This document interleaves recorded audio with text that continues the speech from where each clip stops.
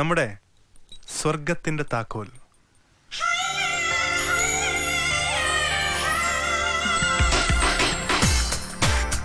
എന്താ ഇഷ്ടായോ വേണിക്ക്?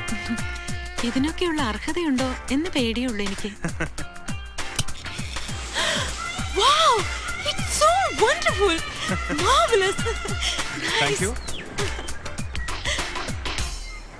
ഈ സ്വർഗ കവാടം തുറന്ന ദിവസം തന്നെ ഒരു ഗുഡ് ന്യൂസ് പറയാം.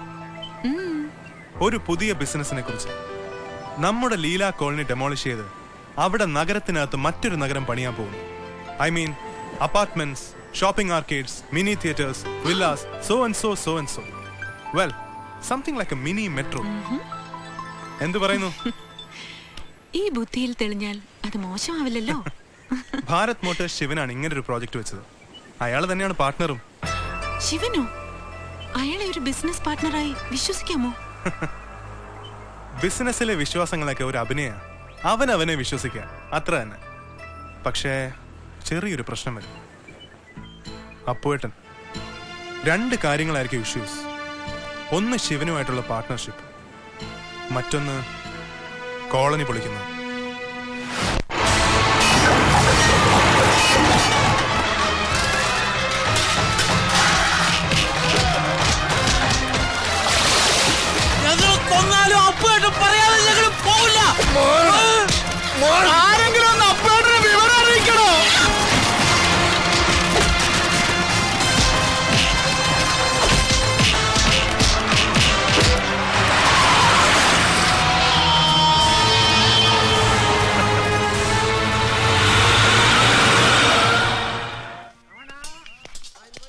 സാർ, വെബൻ സഫിറ്റിന്റെ 75% റീഇൻഫോഴ്സ്മെന്റ് കഴിഞ്ഞു.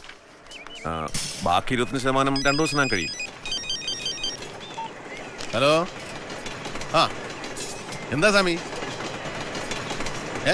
പൊളിച്ചു തുടങ്ങിയെന്നോ? ഓഹോ, അപ്പൊ ശിവൻ 2 കൽപ്പിച്ചിറങ്ങിയല്ലേ?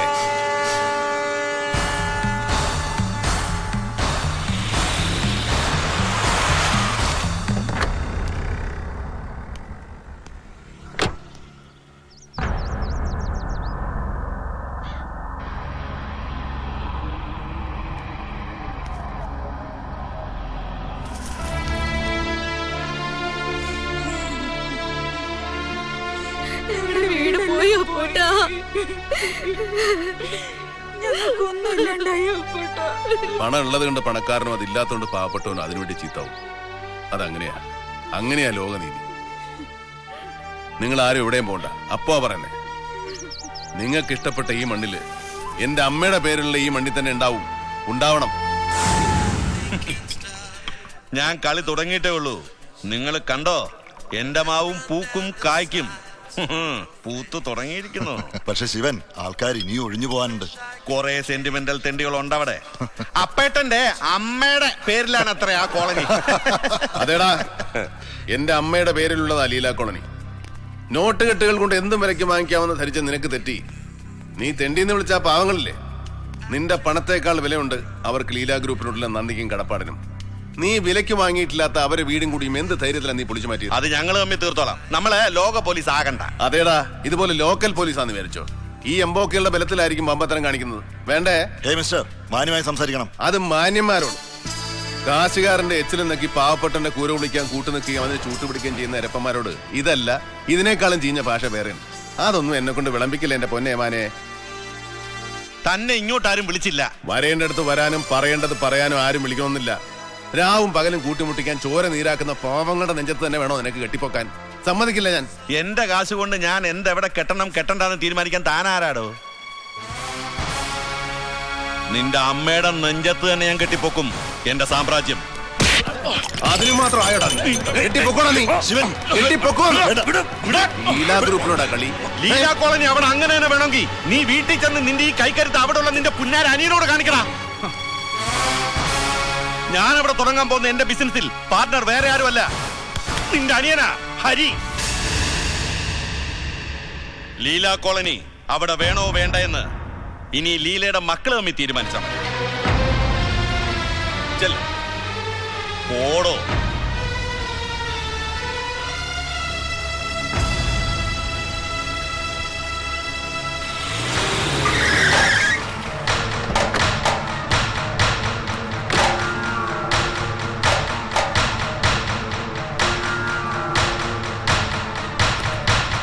ഹരി എന്താ?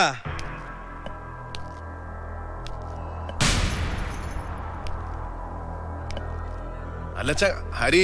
ഇനി അവനെയും തല്ലണോ നിനക്ക്? അച്ഛാ അത് വേണ്ട. മിത്രമായി വന്ന ഒരുത്തനെ പിന്നെയും നീ ശത്രുവാക്കി. വെല്ലുവിളിയും കൊലവിളിയും.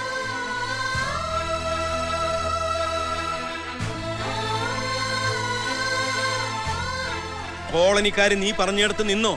ഇല്ലല്ലോ. ശിവനും ഹരിയും അവർക്ക് കൊടുക്കേണ്ടത് കൊടുത്തു, അവര് പോയി. പിന്നെ നിന്റെ കുറച്ച് ആൾക്കാർ, അവര് നിന്നെയും കൊണ്ടേ പോവൂ. നീ അത് മനസ്സിലാക്കാതെ പോ. തല്ലും പിടിയും കച്ചറൊക്കെ ആയിട്ട് പിന്നെയും പോട്ടർ അപ്പു ആവാണോ നീ? നാട്ടുകാരുടെ ഫോൺ, പത്രക്കാരുടെ ഫോൺ, അവരോടൊക്കെ ഞാൻ എന്താ പറയണ്ടേ? ഒന്ന് പറഞ്ഞു താടോ.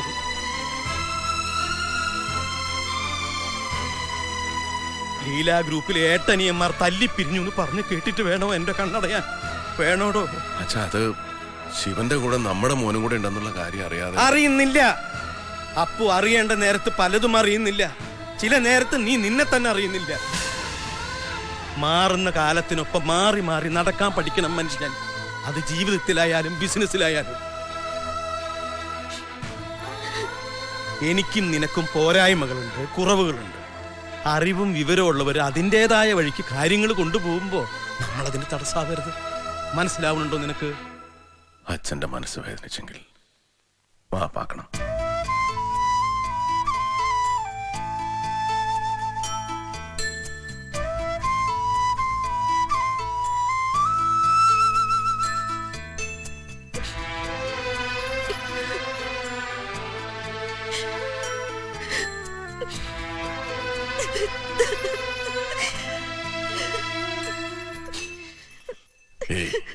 എന്തിനാത്? സാരില്ല, വേറെ ആരുമില്ലല്ലോ, നമ്മുടെ അച്ഛനല്ലേ, സാരില്ല.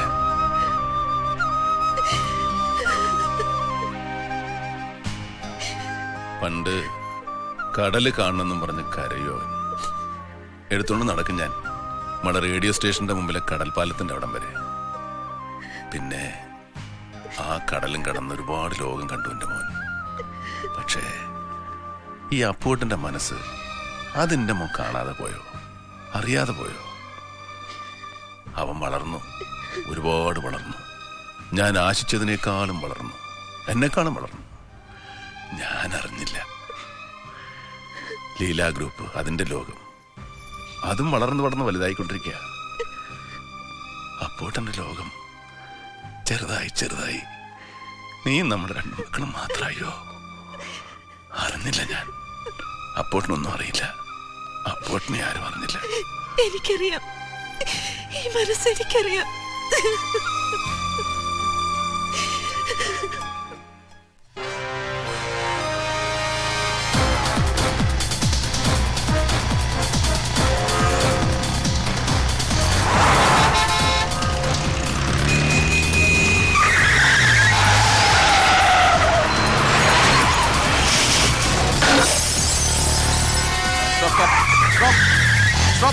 Stop! Stop!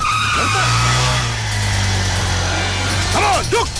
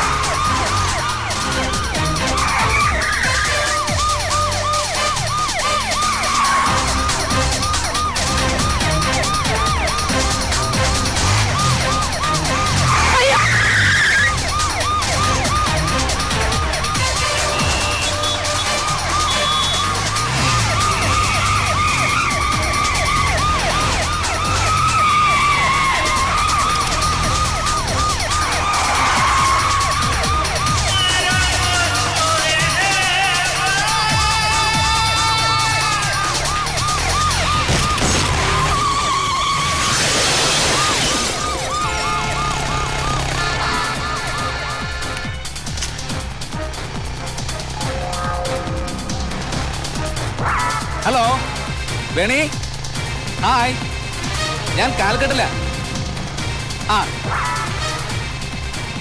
First left, down right.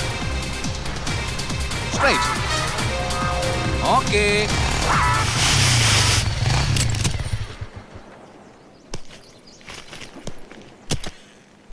हाय അറേ വാ, കൈസേ തോ? मैं ठीक हूँ वाह നീ വളരെ സ്മാർട്ട് ആയിട്ടുണ്ടല്ലോ. ദീപക് എന്റെ boss. Hi boss. Hi. I M Deepak. Boss, ചെറിയൊരു തമാശ ഉണ്ടായി. പോലീസ് കൈ കാണിച്ചു. ഞാൻ നിർത്താതെ പോന്നു. നിർത്തിയ കുഴപ്പമാണേ, കൈ ലൈസൻസ് ഇല്ല. ജീവിതത്തിൽ ഒന്നിനും ലൈസൻസ് ഇല്ലാത്തവനാണ് ഞാൻ, അല്ലേ വേണി? സോറി ബോസ്, അതൊന്നും ഡീൽ ചെയ്യേണ്ടി വരുവേ. Don't worry, I will manage. അപ്പൊ ക്രാഷ് ലാൻഡിംഗ് നിന്റെ ഒരു കാര്യം വാ. ഒന്ന് കൊഴുത്തിട്ടുണ്ട്.